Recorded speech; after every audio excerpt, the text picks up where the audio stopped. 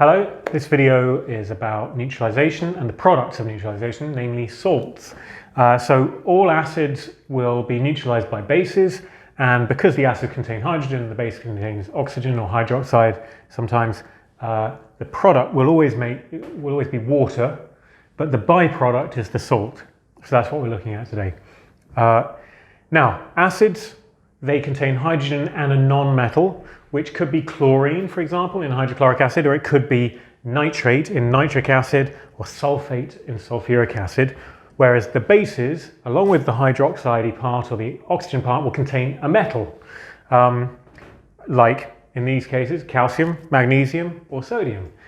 So the salt is always just going to be the byproduct. Once you've taken the water bits away, the hydrogen and oxygen, what you're left with is the salt. So you just take the metal part of the base and the non-metal part of the acid, stick them together, and that's your salt.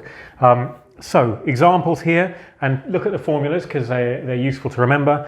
Calcium, which is in group 2, will bond with 2 nitrate radicals, so you get CaNO3+, so you get the doubling there of the nitrate. So remember that formula, that's useful. Magnesium is in the same group, so it's exactly the same kind of formula, MgNO3+, magnesium nitrate.